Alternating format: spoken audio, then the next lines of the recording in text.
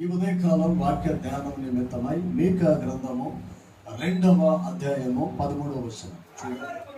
ప్రాకారములు పడగొట్టువాడు వారికి ముందుగా పోవును, వారు గుమ్మమును పడగొట్టి దాని ద్వారా దాటిపోవుదురు, వారి రాజు వారికి ముందుగా నడుస్తుంది. ప్రియ దేవుని బిడ్డలారా, యాకోబుని గురించి ఈ యొక్క మీకా గ్రంథంలో ఒక స్పష్టమైన అభిప్రాయం లేక దేవుని యొక్క చిత్తం, దేవుని యొక్క ఏర్పాటు ఈ మీకా గ్రంథంలో లిఖించబడి ఉన్నది.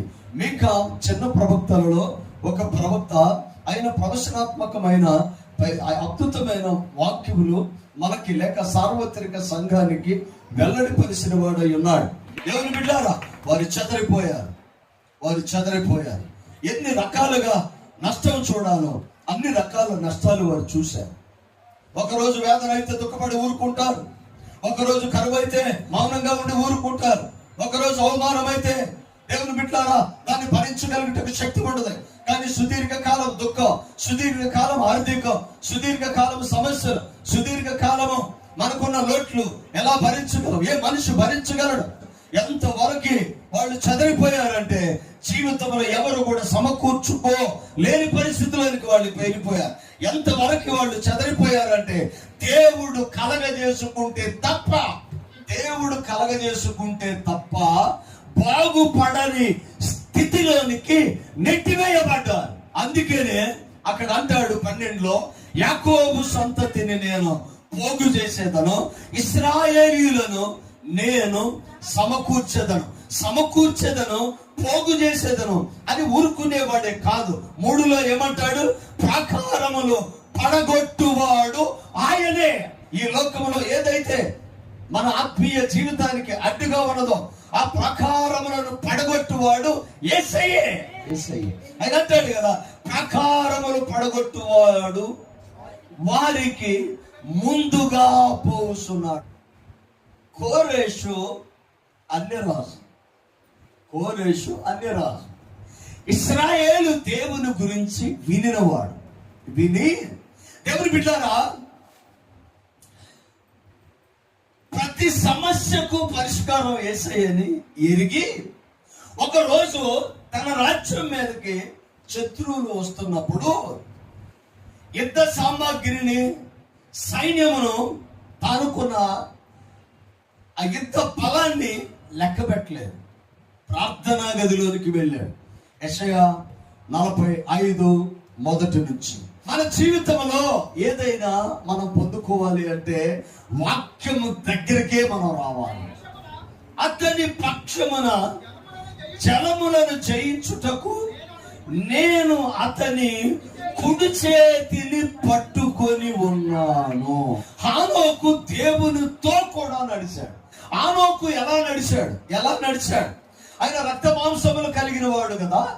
మనకంటూ ఉన్న సహజమైన కోరికలు హానోకుకి లేవా? హానోకుకి బిడ్డలు ఉన్నారు, హానోకు భార్య ఉంది, హానోకు కుటుంబం ఉంది, హానోకుకి ఎవ్రీథింగ్, ఈ లోకంలో ఉన్న సకలమైన మూమెంట్స్ ఆయనకు ఉన్నాయి. కానీ దేవునితో నడిచాడు. ఎలా సాధ్యమైనది? మనం నడవలేకపోతున్నాం, మనం దేవునితో ఉండలేకపోతున్నాం. ఒకరోజు ఒకలాగా, ఒక నెల ఒకలాగా, ఇలా మనం మారిపోతున్నాం. ఓసరవల్లి కన్నా దారుణంగా మారిపోతున్నాం మనం. మరి హానోకు ఎందుకు మారలేదు?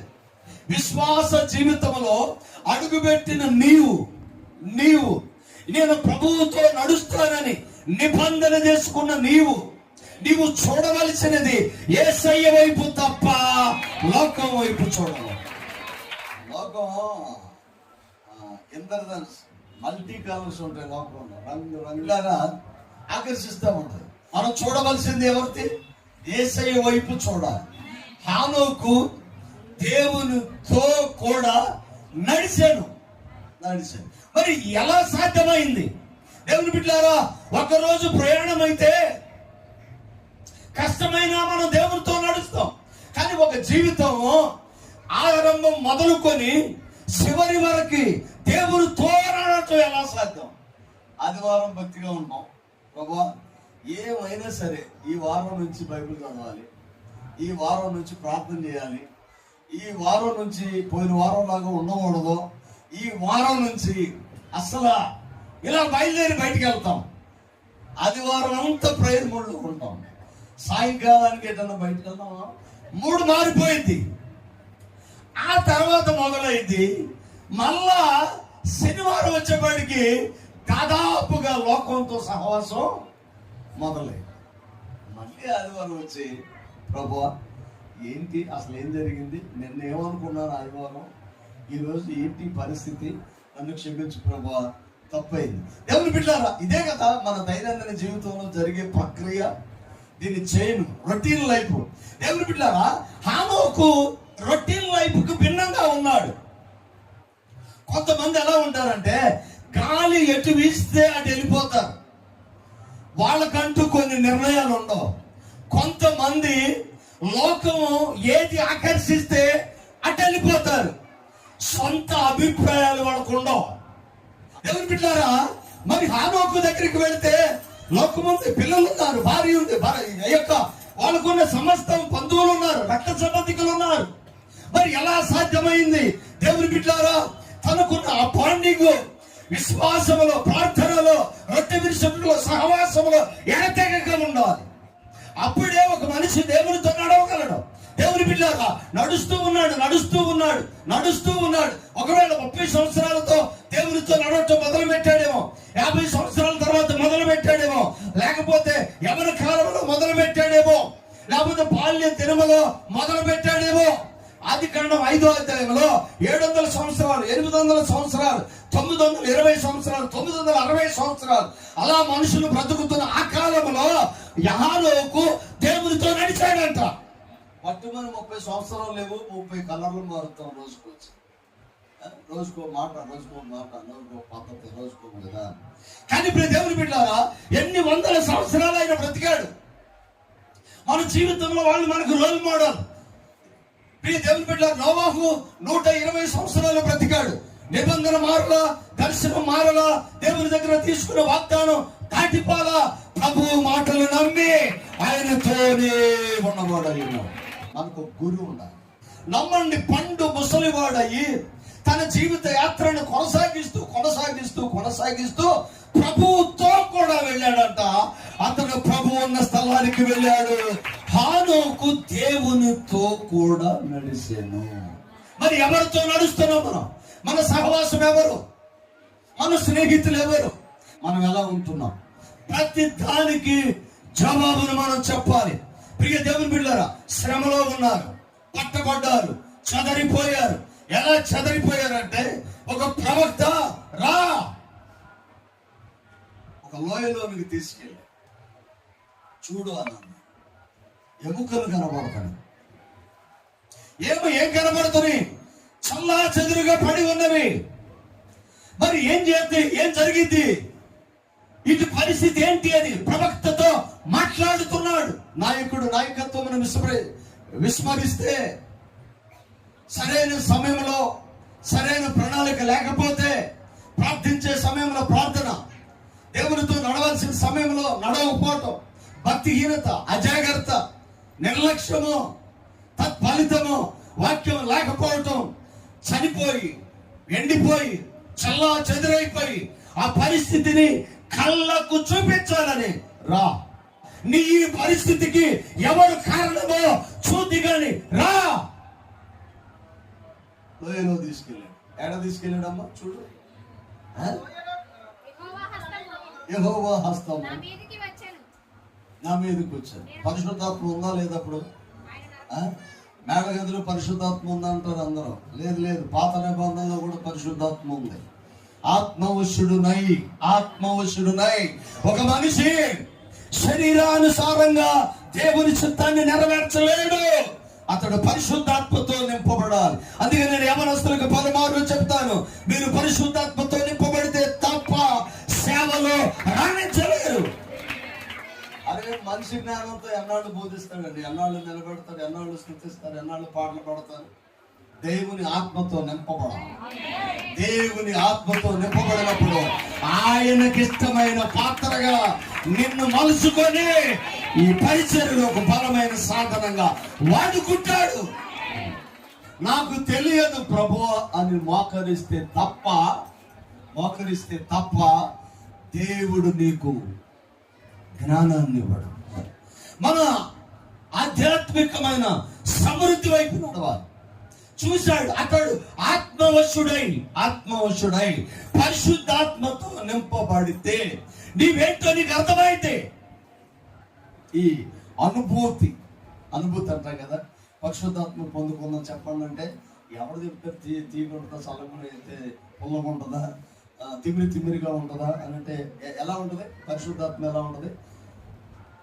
తిమిరిగా ఉంటుందా, పుల్లగా ఉంటుందా, ఎలా ఉంటుంది చెప్పలేదు. అదొక అనుభూతి. నేను అడిగా ప్రభువా ఆ అనుభూతి నాకు కావాలి.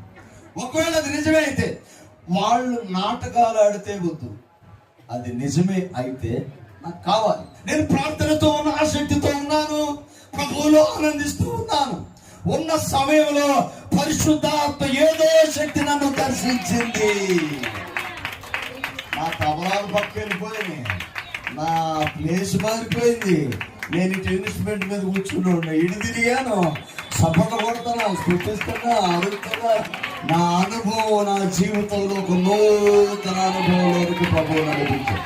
దేవుని బిడ్డారా, ఈ అనుభవం లేకుండా నువ్వు దేవునితో నడవలేవు. దేవుడు నాతో మాట్లాడాడు, దేవుడు నాకు కనబడ్డాడు, దేవుడు నన్ను దర్శించాడు, కబుర్లు చెప్పవద్దు. పరిశుద్ధాత్మ ప్రతి ఆరాధన అనుభవంలో ఉండాలి. ఎక్కడున్న దేవుని ఆత్మతో నింపబడి ఉండాలి.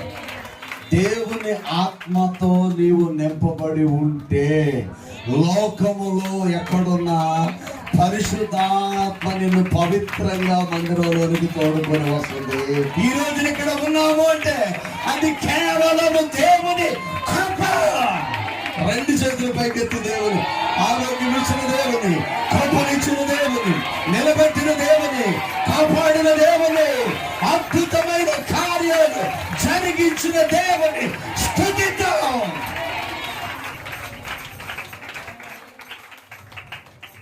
ఏమిచ్చి రుణం తీర్చుకోగలం? మేక గ్రంథం చేతి ప్రశాంతి గారు 6:6 అనుకుంటా, 6:6 చూడండి. 6:6 ఏమి తీసుకొని వచ్చి నేను యెహోవాను దర్శించును, ఏమి తీసుకుని వచ్చి మహోన్నతుని దేవుని సన్నిధిని నమస్కారం చేతును, దహన బలులు, ఏడాది దూడను అర్పించి దర్శించుదన, వేలాది కొలది పొట్టేళ్లను, వేలాది నదులంత విస్తారమైన తైలమును, ఆయనకు సంతోషము కలగజేయునా, నా అతిక్రమముకై నా జ్యేష్ఠ కుమారుని నేనిత్తునా, నా పాప పరిహారమునకై నా గర్భము ఫలమును నేనిత్తునా. మనుషుడా, ఏది ఉత్తమమో అది నీకు తెలియజేయున్నది. న్యాయముగా నడుచుకొనుటయు, కనికరమును ప్రేమించుటయు, దేన మనసు కలిగి దేవుని ఎదుట ప్రవర్తించుటయు ఇదే కదా యెహోవా నిన్ను అడుగుతున్నాడు. చప్పట్లు కొడుతూ దేవుని నువ్వు అనుకుంటున్నావు 1000 రూపాయలు ఇస్తే సరిపోయిందిలే అనుకుంటున్నావు. ఇదివరకు అదే చేసేవాడు. అబద్ధం ఆడేసి 2 పావురాలు తీసుకొచ్చి ఇచ్చేసి, ప్రభా నేను అబద్ధం ఆడాను కదా, ఇగో పావురాలు 2 ఇచ్చేసాను, మరి బాయ్ వెళ్ళొస్తాను. చాలా స్టైల్గా నేను అబద్ధం ఆడాను కదా, ఇక పావురాలు వాటికి పరిహారం చేసుకో అని వెళ్ళిపోవటం. తెల్లారు ఎవరినో కొట్టడం, మళ్ళీ కోళ్ళు తీసుకురావటం. ఇక నిన్న కొట్టి వచ్చాను కదా, ఇదిగో తీసుకో. ఇలా చేస్తా ఉన్నాడు. ఏం చేస్తున్నాడు?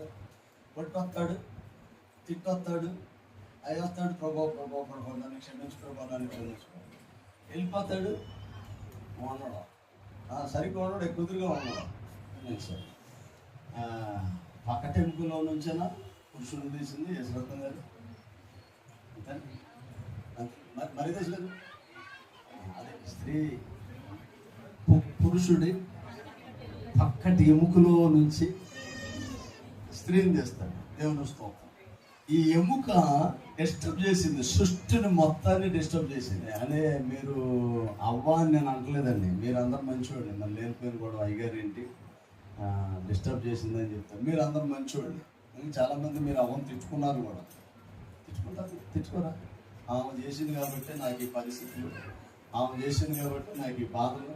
లేడీస్ అవ్వని తిట్టినోడు ఎవడు ఉండరు, మీరు ఎవరూ అవ్వని తిట్టుకోకుండా ఉండరు. డిస్టర్బ్ చేయాల్సినంత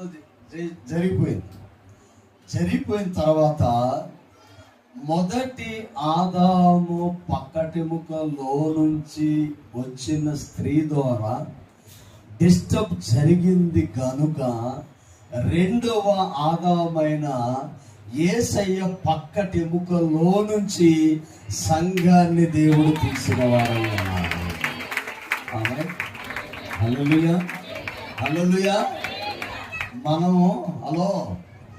ఆ అవ్వ కాదు, మనం ఏ అవ్వ కాదు, ఏదేను తోటలో అవ్వ కాదు, మనం ఏ అవ్వ, యేసయ్య పక్కటి ఎముకలో నుంచి పుట్టిన అవ్వ. ఇప్పుడు అవ్వ కాదు, మనం ఆదిలో సృష్టిని డిస్టర్బ్ చేసిన అవ్వను నేను కాదు. ఆ పాపానికి నాకు సంబంధం లేదు.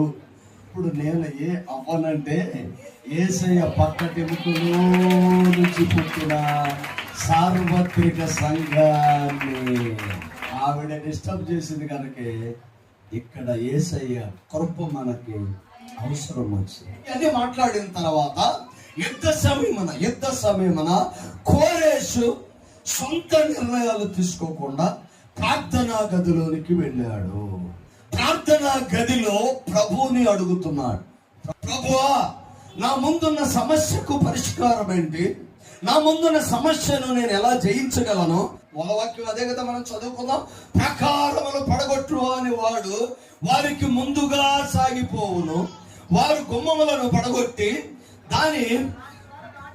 దాని ద్వారా దాటిపోవద్దు. మన యేసయ్య ఎలా అంటాడు అంటే, ప్రియ దేవుని బిడ్డలారా, నీ అభివృద్ధికి ఆటంకంగా ఉన్న ప్రతి ప్రాకారాన్ని యేసయ్య పడగొడతాడు. నేను నీకు ముందుగా పోవచ్చు, మెట్టగా ఉన్న స్థలములను సరళము చేసేదారు. ప్రార్థన చేశాడు, ప్రభు దగ్గర ఉన్నాడు, కనిపెట్టాడు, దేవుణ్ణి అడిగాడు, ప్రభువా నేనేం చేయాలి అంటే యేసయ్య అంటున్నాడు, నువ్వు వెళ్ళు, నేను నీకు ముందుగా వెళ్తాను. దేవునికి మహిమ కలుగును గాక. ఇత్తడి తలుపులను విడగొట్టేదను, ఇనుప కడియలను విడగొట్టేదను, పేరు పెట్టి నిన్ను పిలిచి ఉన్నాను. యాకోబు నేను నిన్ను విమోచించి ఉన్నాను, పేరు పెట్టి నిన్ను పిలిచి ఉన్నాను, నీవు నా సొత్తు. ఇక్కడ అంటాడు, పేరు పెట్టి నిన్ను పిలిచి ఉన్నా. ఎందుకు పేరు పెట్టి పిలుస్తాడంటే, నువ్వు ఆయనకి ఇష్టమైన బిడ్డవు కనుక నీకేది కావాలో ఇవ్వటానికి ఆయన నీకు తెలుసు, నీ పేరు ఆయనకి తెలుసు. నీ పేరు పెట్టి నిన్ను పిలిచాడు అంటే నీకు కావలసిన సమస్తము ఆయన దగ్గర ఉన్నవి ఆయన ఇచ్చేవాడు. పేరు పెట్టి నిన్ను నేను పిలిచాను. ఎందుకు పిలిచాడు చూడండి.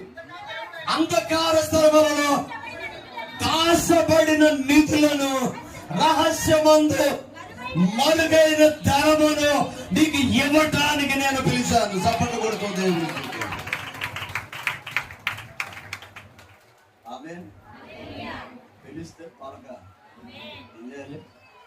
పిలిస్తే పలక, పిలిస్తే పలికితే పలికిన వాళ్ళకి సమృద్ధిగా వేసేస్తాం. అందుకని ఆయన పిలుపు కోసం మనం ఎదురు చూడాలి. ఎదురు చూడాలి. ఎప్పుడైతే నువ్వు ఎదురు చూస్తావో నీ జీవితంలో మేలైన కార్యాలు ఆయన. దేవుని బిడ్డలారా, ఒక భక్తుడు తన ముందున్న యుద్ధంలో గెలవటానికి కోరేషు ప్రార్థనా గదిలోనికి వెళ్ళాడు. ప్రార్థనా గదిలో జవాబును పొందుకున్నాడు. ఆయన ఎవరో చెప్పాడు, ఆయన ఎవరిని పిలుస్తున్నాడో పేరుతో పిలిచాడు. చూసారా ఎంత క్లారిటీగా ఉందో. భక్తుడు మాట్లాడతాడు, అంధకార స్థలములో దాచబడిన ధనము నీకు కావాలి అంటే రహస్యమందు ఒక ప్రార్థన నీకు ఉండాలి అని అంటాడు. రహస్యమందు ఒక ప్రార్థన నీకు ఉండాలి అని అంటాడు. నీ వ్యాపారంలో విజయాన్ని చూడాలి అంటే, నీ ఆఫీసులో విజయాన్ని చూడాలి అంటే, నీ ఎగ్జామ్ హాల్లో విజయాన్ని చూడాలి అంటే, నీ ఇంట్లో విజయాన్ని చూడాలి అంటే, నీ భర్త దగ్గర విజయాన్ని చూడాలి, నీ భార్య దగ్గర విజయాన్ని చూడాలి, నీ తల్లిదండ్రుల దగ్గర విజయాన్ని చూడాలి, నీ కుటుంబంలో విజయాన్ని నువ్వు చూడాలి. బహిరంగపు విజయం నీకు కావాలి అంటే రహస్యమైన ప్రార్థన అనుభవం నీవు కలిగి ఉండాలి.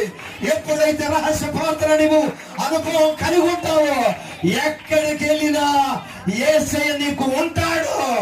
గొప్ప విజయాన్ని దేవుడు నీకు అనుగ్రహిస్తాడు.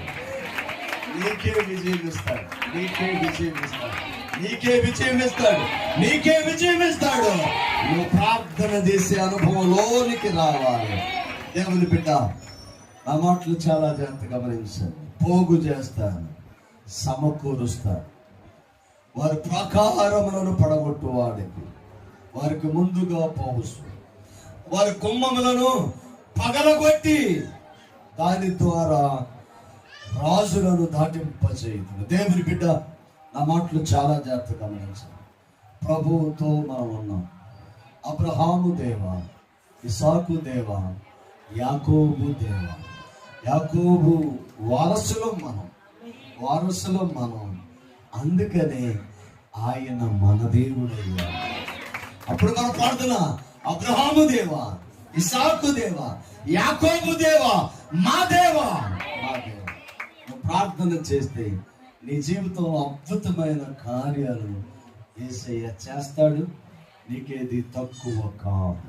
దేవుని బిడ్డలారా, ఆయన అందుకే అంటాడు, యేసయ్య ముందుగా వెళితే, యేసయ్య ముందుగా ఉంటే, యేసయ్య ముందు వెళితే ఏం జరిగిందో వచ్చేవారు నేర్చుకుందాం. తలవంచండి ప్రార్థన. ప్రేమ కలిగిన దేవ, సత్యస్వరూపి, కృపా సమృద్ధిని ఇచ్చేవాడానికి మహిమ. ప్రభువా, ఈ ఉదయకాలం మాతో మీరు మాట్లాడిన ప్రతి మాటను బట్టి నాయన నేను స్తుతిస్తూ ఉన్నాను. నీవు గొప్ప దేవుడవు, మహోన్నతుడవు, పరిశుద్ధుడు. ఇక్కడ ఉన్న ప్రజలందరిపైన నీ కృపను కుమ్మరించండి. వారు నీ బిడ్డలు నాయన. గత వారం అంతా లోకములో గడిపి వచ్చారు. లోకము శరీర సంబంధమైనది, మందిరమే ఆత్మ సంబంధమైనది. ఆత్మ సంబంధమైన వాక్యులు విని వారు వెళుతున్నారు. ఆత్మ సంబంధమైన మేళ్లతో, ఆత్మ సంబంధమైన అభివృద్ధితో, ఆత్మ సంబంధమైన ఆరోగ్యంతో, ఆత్మ సంబంధమైన ఆశీర్వాదాలతో, ఆత్మ సంబంధమైన సమాధానం వారికి అనుగ్రహించమని సమస్త ఘనత, మహిమ, ప్రభావములు మీకు ఆరోపిస్తూ వారు ఏదైతే విని వెళుతున్నారో ఈ వారమంతా ఆ శక్తి వారు పొందుకునే కృపను దయచేయమని యేసు శ్రేష్ఠ నామమున అడిగి వేడుకొనుచున్నాము తండ్రి. ఆమేన్, ఆమేన్. అందరికీ